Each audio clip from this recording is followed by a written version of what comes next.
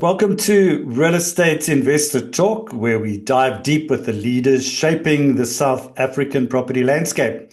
I'm your host, Neale Petersen of REI, and today we're thrilled to welcome Richard Marshall, and he's the founder and owner of Knox Rentals Cape Town, who are market leaders in the short-term rental space. Well, Richard, welcome to the show. Great to have you here. Do you want to give the audience a little bit of background on yourself and in particular on Knox as a company? Absolutely. Well, first of all, thank you very much for having me on, Neale. I appreciate it. And thanks to all the listeners tuning in. Knox basically was a company formed 20 years ago when I identified that Cape Town has got a wonderful, wonderful opportunity in tourism. Personally, I love staying in villas, staying in apartments when I travel. And what I saw in Cape Town at the time was that the short-term rental industry was dealt in a very ad hoc manner, primarily by real estate agents. It was often a case of every single rental being dealt with on a negotiated basis. And it was often a case of, bring your own linen, bring your own beach towels.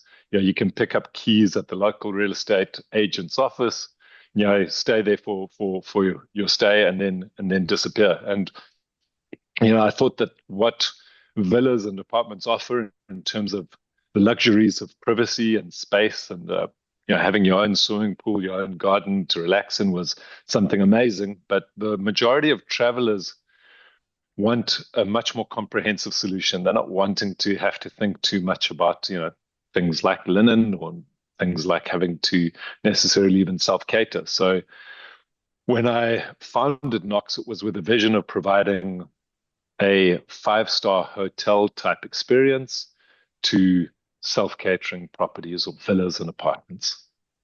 Okay. We've been operating now for 20 years, and we essentially represent approximately 200 properties in Cape Town's most premium tourist suburbs. So essentially from the V&A waterfront through to London.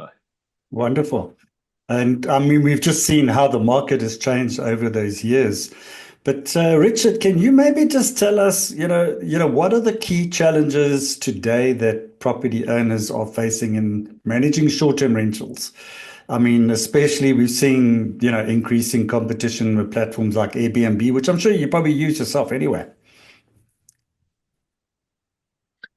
Yeah, absolutely. I would say that I wouldn't consider Airbnb a competition to the property owners. I think the platforms like Airbnb and Booking.com, as well as the local players like Lekkerslaap and Safari Now, these are all really just opportunities for property owners to distribute their product.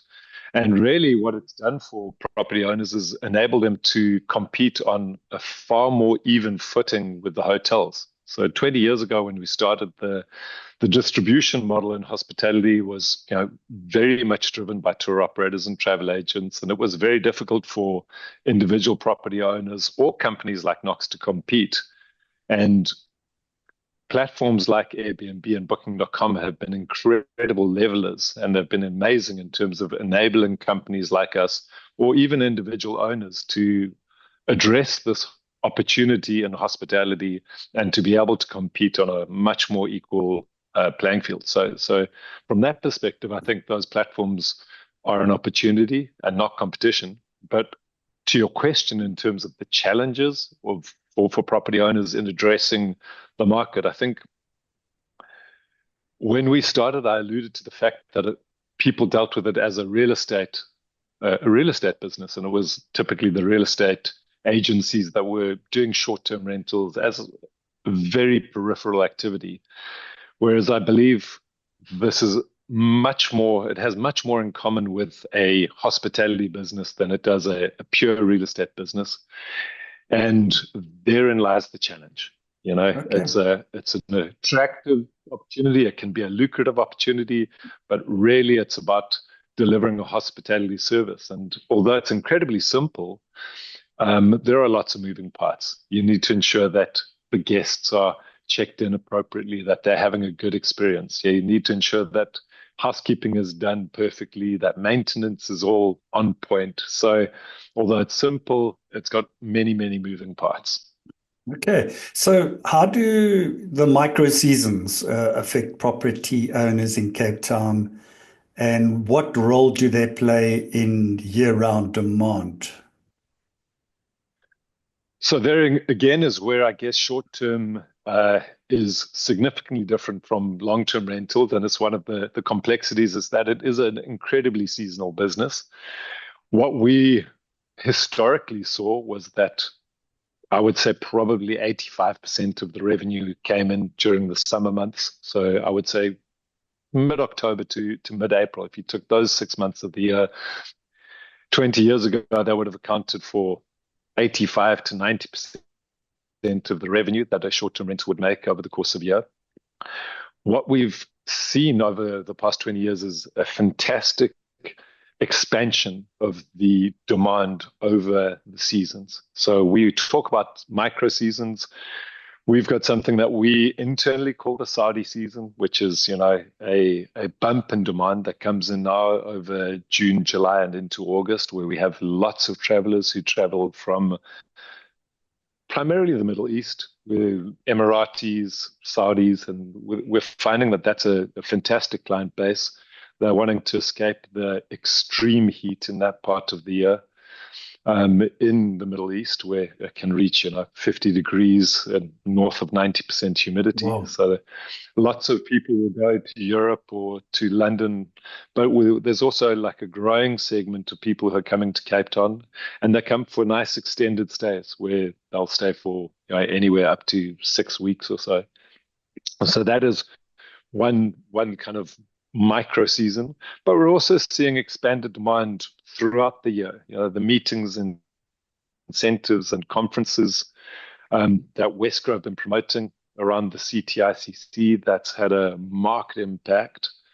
And there's also quite a few other markets that come in non-traditional summer seasons. We find Americans are often traveling outside of the peak summer season. They have their primary holidays over July, August, and September. It's a great time to come and do safaris. So we're seeing a marked expansion of American travelers over that period as well. And that's, I guess, in concert with the work that Wesco has been doing to really improve air access to Cape Town, has seen a lot of this growth outside of what would be considered that peak summer period, that traditional tourism period in Cape Town. Okay, so if you look outside of those traditional sort of summer areas, which Wesco, I think, used to call the green season, which is the winter season. And you've explained, obviously, you're picking up from, Saudi Arabia, the US, that kind of thing. So it seems that you're filling those gaps, but just in terms of if we look at demand, are we still seeing these pockets going up and down? And maybe can you also just elaborate a little bit more on the areas that Knox Cape Town in particular focuses on? Because I know there's certain areas that are doing exceptionally well, and which areas you do cover, and what are the kind of trends you're seeing in terms of demand at the various times of the year? Right, right. So from an area perspective, our core areas, I would say, are the Atlantic seaboard of Cape Town. Camps Bay is a very strong rental period. It's a very strong rental area. It's an area that has its own brand separate to Cape Town. Lots of foreign people know about Camps Bay and they specifically want to be there. The V&A waterfront is very similar, as is De Waterkant. De Waterkant has got a very, very strong short-term rental market, and it's got a segment of the population who specifically want to be there. But having said that, there are great opportunities for short-term rentals, I would say, throughout the City Bowl area and Atlantic seaboard. And we've ventured as far as Hout Bay now, which is a burgeoning market. We're seeing quite a lot more demand coming in further down the peninsula, and with obviously much better entry points for property buyers in areas like Hout Bay. Um, yeah. Okay, so maybe just tell us a little bit about, because it's interesting to see that it's actually moving over the hill there from, the Atlantic seaboard side, London, into sort of Hart Bay as well. So can you maybe just share then, Richard, how does Knox, Cape Town, your business in particular, how do you utilize data to maximize property owners' revenue? And can you maybe just elaborate a little bit on, what does the average annual revenue per bedroom look like? I mean, I would assume it varies from area to area, as you explained. Do you want to maybe just share that with us, just to give the viewers an idea? Yeah, absolutely. Look, I think from a data perspective, data is something massively important to us, and I think it comes in to play in a number of different places, but the most obvious place is definitely on pricing. If you look at hospitality, if you look at last night's stock is worthless, right? So if a bedroom was empty last night, if a property was empty last night, there's no way of getting that back. So it really is an occupancy business, and the revenue and the yield that you're able to generate on a property, in my opinion, is primarily determined more by occupancy than it is by rate. Often we'll have property owners who fixate on rate, and we tend to try and focus much more on what can the property generate over the course of 12 months. And I believe that's more driven by occupancy than it is by rate. So where that comes into play from a data perspective is we have a very strong revenue management team where essentially it's in the same way if you were to book a flight tomorrow overseas, you could be flying to London. The person sitting in the seat to your right and the person sitting in the seat to your left could have a markedly different price that they've paid due to a whole number of different factors. Airlines were the pioneers when it came to revenue management, but that has flowed out to the accommodation industry, and that is something where algorithmically we look at what is the market doing. Every property is repriced every single day based on factors like the occupancy in the market, how far out in advance it is, and essentially just trying to do our best to match our price with what demand is.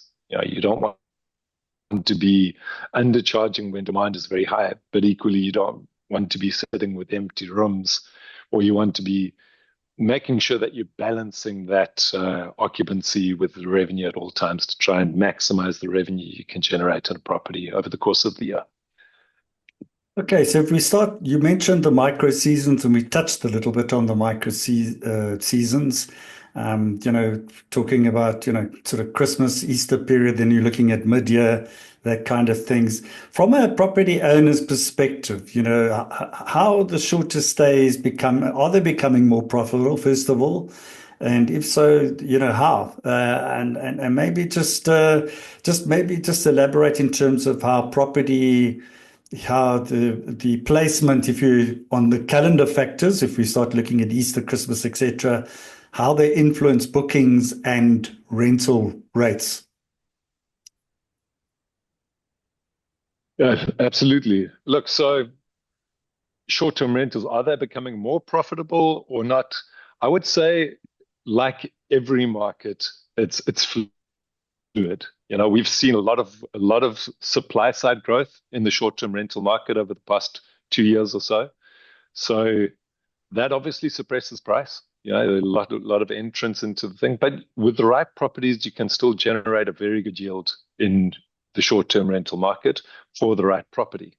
That said, short-term, I believe, has got a much larger delta between two similar properties than long-term rentals does. Long-term rental, maybe, there's not a huge difference. If you take two relatively similar two-bedroom apartments in the same suburb, you'll find that the yield that they're able to generate is going to be similar. Whereas in short-term rentals, it's very much more of a winner-take-all type environment. Not necessarily winner-take-all, but if you have a listing that's got a 4.9 review score on Airbnb and 9.5 on Booking.com, even with the same pictures, the same amenities, the same everything else, it will produce markedly more revenue than a very similar property with a much lower rental score. So from our perspective, like I really believe that revenue in the short-term rental game is actually it's a lagging indicator on guest satisfaction to a large degree. So it's really important to ensure that the guest experience is right and that all of those aspects that materially impact the guest are well addressed. Okay, so let's maybe just unpack that a little bit because you mentioned the guest reviews and ratings, and they play a very important role in terms of rating those properties. Obviously, higher rating, more in demand, I would assume. But more Absolutely. importantly, what is it that ranks high? What's on the tick list of the potential renters? Can you maybe just share that? I mean, and how can owners leverage these for higher occupancy? Right. So I think the primary things, it's not rocket science. Short-term rentals is a very, very simple business, but it's challenging to make sure that you're getting it right reliably and consistently. Ultimately, what is it that guests want? Guests want a clean, well-maintained property with the right amenities. It doesn't necessarily have to, have all the bells and whistles, but what's there must be clean, convenient, well-maintained. Then guests don't want to be left waiting outside to be checked in. And if there's an issue, they want someone to be available to address it. And that doesn't matter if it's, 11:30 on Christmas Eve, on the night of Christmas Eve, or 2 a.m. If something happens, they need to be able to reach someone. They need to feel like they're being heard, and they need to feel like someone is dealing with their issues. So that's really the biggest challenge of short-term rentals. It is a 365-day a year, 24-hour-a-day business, and you need to be able to provide that service. So Human being is yeah, important. So it's not just a matter of we book and we get and we arrive. We need that human contact somewhere in the middle. absolutely. I think in an ideal scenario, you can have a personless process. People have self-check-in properties, and that can work very well. We have several that work on that basis, and I've traveled overseas and had stays where I never spoke to or met a human. However, when things aren't going right is when the the rubber hits the road. And it's at that point that you need to be able to react, and you need to be able to ensure that the guest is taken care of. And then obviously there's the other side. How does one ensure that the property owner is being taken care of? Not every renter is a good renter. You have people that want to have a party, or they're going to put in far more tenants than they've agreed to, or they're disrespectful, they're smoking inside or causing damages. And from that side of things, it's equally important as a property owner. You want to make sure that your asset is protected, and that you're not allowing the wrong guests in, that you're vetting things, or if you're unable to vet, that you're able to identify when there's an issue and proactively deal with it rather than reacting to something having gone wrong down the line. And again, that's where we lean on both technology and people.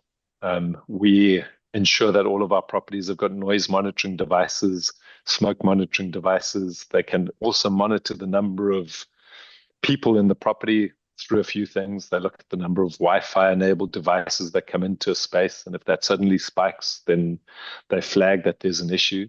So that's the technology side. Then on the people side, this is where having teams of hosts who are attending to the property and not necessarily relying entirely on self-check-in is a positive thing.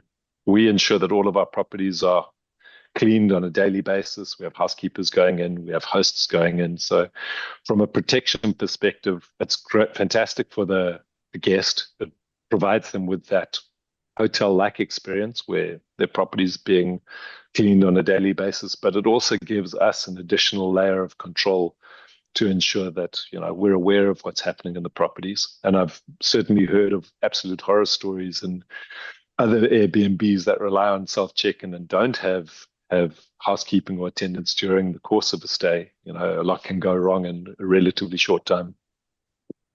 So, Richard, let's talk a little bit about because you are in the hospitality business. And, recently we've heard the Western Cape government, wants to propose levies on short-term rental accommodation. And I think the thinking behind this is to equalize hospitality, because I understand the hotels and all the various other boutique accommodation places have a levy, and the smaller operator, the smaller owner, is not liable for that levy.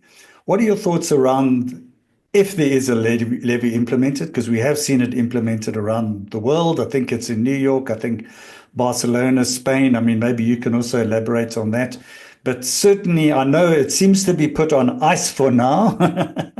But maybe just your thoughts around charging that levy and what those implications could be.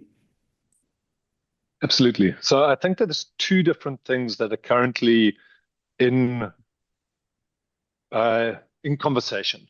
So the first is something coming out from the Department of Tourism, which is the Tourism White Paper. And in that Tourism White Paper, they've alluded to regulation or restriction of short-term rentals. That's on the one side.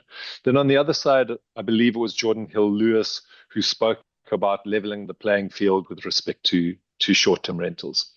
Short-term rentals has been in the press a lot over the past 6 months. I think there's been a lot of scapegoating of Airbnb and short-term rentals in terms of driving up property prices, driving up rental prices, both locally in Cape Town and around the world. And I think the first one and the easy one to address is Jordan Hill is talking about leveling the playing field. Now, my understanding of what the city of Cape Town intends to do is re-rating any property that is used exclusively for short-term rentals and as a commercial property and having them pay commercial rates. I think that's sensible. I wouldn't have any objection to that. And then the other thing that you alluded to is the Tourism Business Council and the tourism levy, which is that 1% levy that's levied on all hotel accommodation. And equally, that's money that is ring fenced. It's used in the promotion of South African tourism. And I believe that both of those are absolutely valid and logical steps to take. Obviously, SARS wants to make sure they're getting their slice of the pie. And, I know from our perspective, we ensure that absolutely everything's above board and declared. But I believe that is something that, SARS should make sure that short-term revenue is identified and is taxed appropriately. I think the much riskier side of things is the tourism white paper and the talk of restrictions around short-term rentals. You spoke about Barcelona, about New York, about Greece, and in many of those markets, they took a very draconian approach, looked at outright bans of short-term rentals or severe restrictions, like a 30-day maximum, things like that. And a lot of these were based on the idea that short-term rentals were driving up price. Now, if you look at what's happened in those markets subsequently, the tourism has been materially impacted, but it hasn't had any of the intended benefits of reducing property prices in those areas or even materially reducing the long-term rental rates. So my belief is that short-term rental is actually an incredibly valuable segment of the tourism economy. Airbnb did a study a few years back, I think it was 2023, where they estimated that the impact of South African Airbnb was 50,000 jobs and I believe 26 billion into the South African economy. It's an industry that is large, but has very, very little representation. It's very, very distributed. There are no Sun Internationals or Marriotts of short-term rentals. It's lots of small companies like Knox and a plethora of independent operators who are looking after their own units or who maybe have 2, 3, 4, or 5 properties. So you've got this big industry without any voice. But my belief is that, one, it provides a magnificent service to tourists. Guests want these experiences. They want to be able to engage slightly more like a local, not necessarily just staying in a hotel. They get the luxury of privacy and space, and they get to actually experience the country slightly better. But it's fantastic in terms of that tourism revenue gets spread much more equitably. It serves a huge number of suppliers, from cleaners through to maintenance and all of the direct things that happen in the property, security, etc. But it also supports all of the local food and beverage, the restaurants, bars around the area where these properties are located, as well as the standard retailers. So my belief is that were there to be severe restrictions, obviously would impact businesses like ours materially, but I believe what it would do would be really dampen the entire tourism industry in South Africa. People say, well, no, people are just going to go and book a hotel, but I actually don't believe that that's the case. When you look at tourism, we compete globally. And people are not necessarily making the decision that they must come to Cape Town. They're going, I want to take a summer vacation to a destination that has sun during the European winter. And they're looking at Thailand and Bali and Florida. They're looking at the Caribbean. They're looking at the Canary Islands. They're looking at Cape Town. They're looking at South Africa. That is their competitive basket. So it's not a case of like, well, I can't find what I'm looking for, so I'm going to book a hotel instead. They go find what they're looking for in another destination. So I believe that tourism's a fantastic opportunity for South Africa. I think we've grown it beautifully over the past 30 years. And I hope that that's being well considered by the powers that be and the policymakers, and that they don't create a situation similar to those in New York or Greece, where they've really actually shot themselves in the foot by being too restrictive with the regulations. Well, we'll watch that space. We'll see how that develops.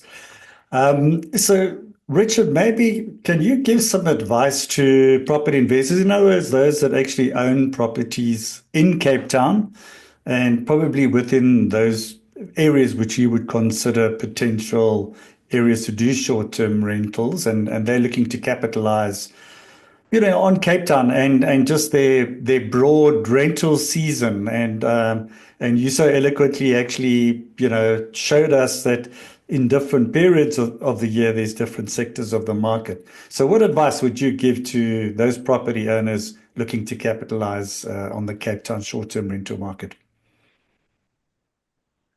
Well, so the first thing that you want to do is, if you already own an asset, is try to ascertain whether this is a suitable asset for short-term rentals. So from that perspective, there's a couple of ways of going about it. The first is to contact a manager, someone like a Knox, and get them to do a projection on your property and to advise you as to whether or not they believe it's suitable. Otherwise, there are also some good online tools where you can plug in your data, and it will do a relatively good job of giving you an idea of the type of revenue you can expect. There is companies like AirDNA, where they essentially have access to the underlying Airbnb data, and with that data, they'll do a assessment on whether or not your property is or what it can generate over the course of the year. I've seen those sometimes be very accurate, sometimes they're not that accurate. It does depend on how much data is in the underlying market and that type of thing.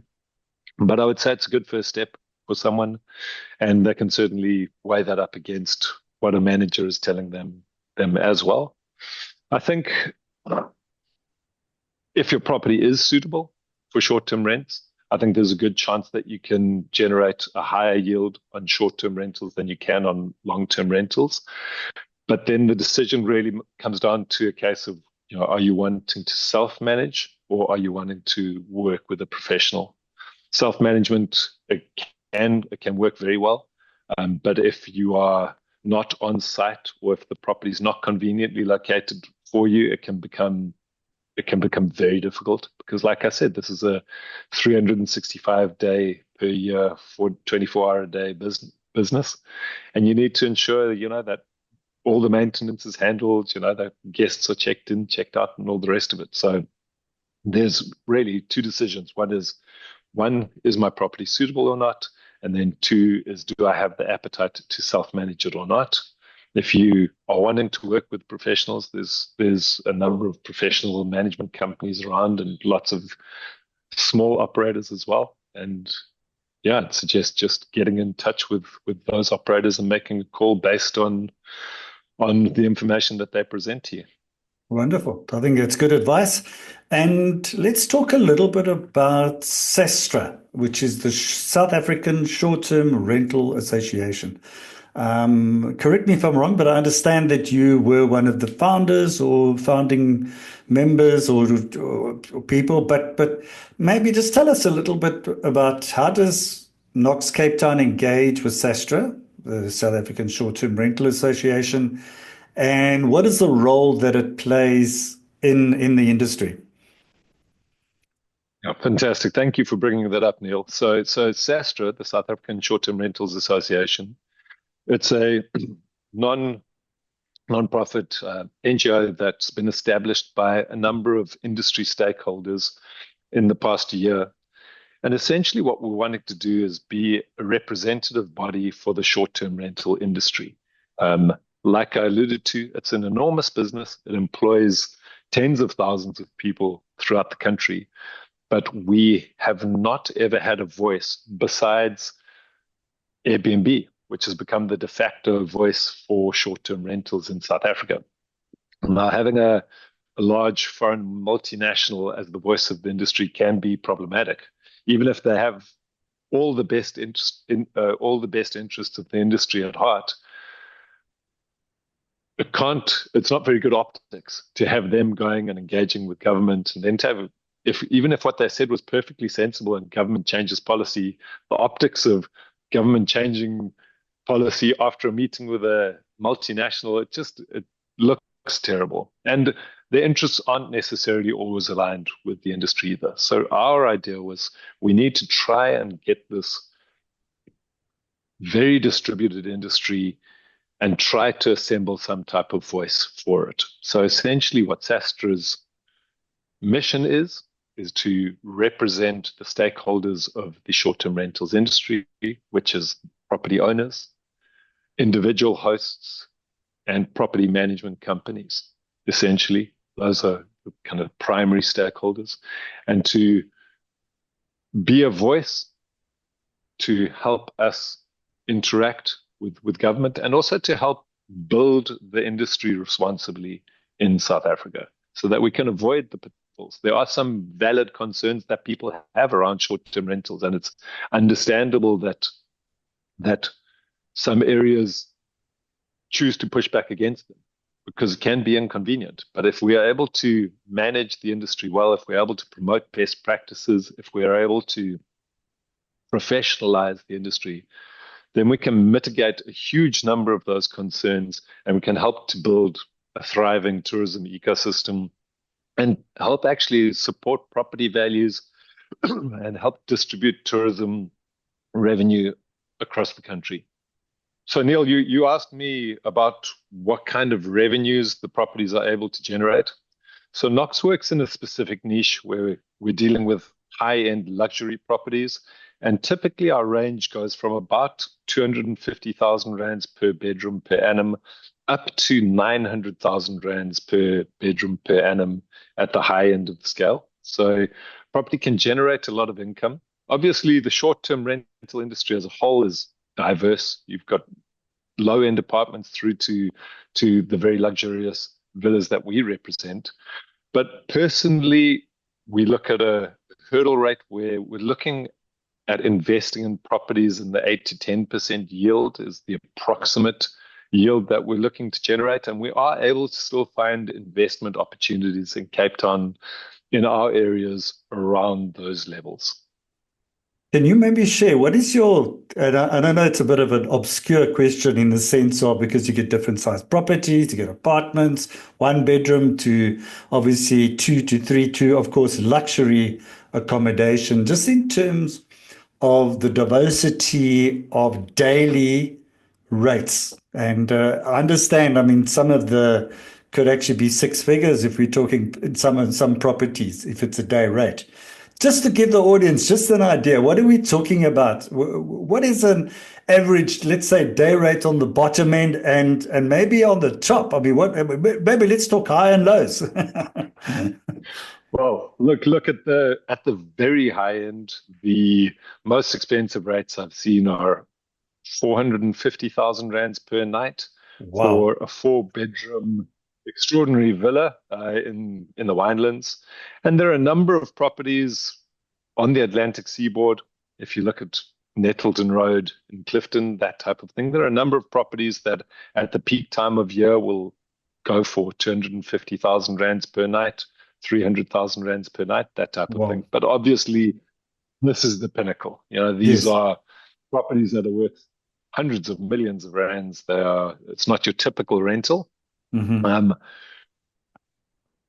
in the Knox portfolio, generally speaking, we're looking at properties that are renting out from 2,500 to 5,000 rands per bedroom per night. So a four-bedroom villa would typically cost you between 10 and 20,000 rands per night, depending on the season and how far in advance you're booking it and the quality of the property, etc.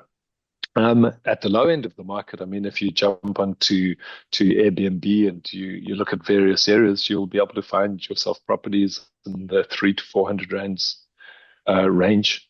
You know, so it is obviously similar to hotels. I guess you can be staying in a roadside motel, or you can be staying in a Four Seasons or something like that. It is a very very broad market.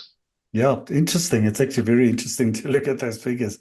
I'm sure if you're looking at that 450,000 rate, we're looking at some kind of celebrities coming to visit Cape Town. Absolutely. Those people are arriving on a private jet, and yeah, they're certainly not your run-of-the-mill client. So just in closing then, Richard, do you want to maybe just leave our audience with either some thoughts that they can take away or just some ideas or something that people could use, whether you're an owner, whether you're a potential, renter, whichever way, maybe just leave us with a kind of a final thought, your parting shots to the audience in terms of Knox and also the short-term rental market in Cape Town. Well, absolutely. First of all, I would say to anyone who is involved in the short-term rentals industry or interested even, I would encourage you to go and register on sastra.org.za, which is the body, because I do think having a industry voice is important, especially in light of potential regulation. From someone interested in engaging in the industry and figuring out whether this is something that you want to be involved in, I think there's some fantastic resources. I would certainly consider contacting our team if you're based in Cape Town. We've got a fantastic partner center that does a very good job of describing the process of short-term rentals. And what's our And URL beyond for that, that? Do you want to just give the URL for that there, Richard? Your well, your our your primary URL is knox.capetown. So it's www.knox.capetown. If they make contact via that site, we will be able to supply them with all the other information. Perfect. And I would just say that, yeah, it's a challenging market to operate in, but it can be rewarding. For the right operator and the right property, it can be a rewarding segment. Excellent. It's Richard Marshall. He's the CEO and founder of Knox Cape Town. Thank you once again for your time, Richard, and your valuable perspectives. And we certainly look forward to seeing how Knox continues to evolve and also make an impact on the South African short-term rental industry. So I'm Neale Petersen of REI. Until next time, keep investing wisely. Thank you.